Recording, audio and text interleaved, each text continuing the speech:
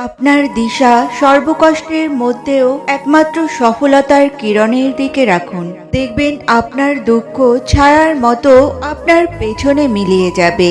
সফল হতে চাইলে পাখিদের সাথে ঘুমাও এবং তাদের সাথে জেগে ওঠো। এটাই সাফল্যের সাধনা।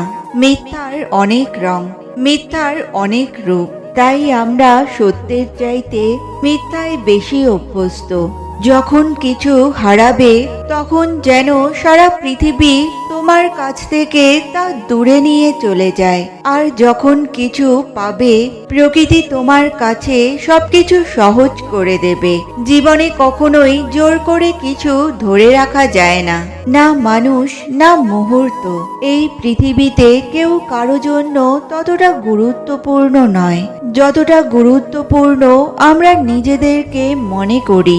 আমরা মনে করি অনেক দূরে চলে গেলে কেউ হয়তো আমার কথা মনে রাখবে, কিন্তু সত্যি কথা বলতে প্রয়োজন ছাড়া কেউ কারো কথা মনে রাখে না। আপনি বহুদিন পর যতটা বুক ভরা ভালোবাসা নিয়ে ফিরে আসবেন, হয়তো ঠিক ততটাই অবহেলা নিয়ে ফিরে যেতে হবে। আমাদের জীবনে যখনই আমরা কোনো বড় দায়িত্বের সম্মুখীন হই, তখন আমরা তার থেকে দূরে পালাই, আর এই অজুহাত দিই এত বেশি ভার বহন করার যোগ্যতা আমার নেই, আমি করতেই পারবো না।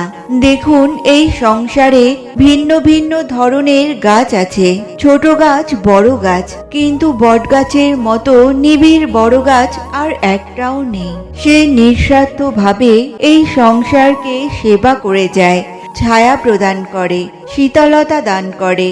আর যখন এমন সময় আসে যখন তার ওপর বোঝা অত্যন্ত বেড়ে যায়, সে কিন্তু কোনোভাবেই ভেঙে পড়ে না।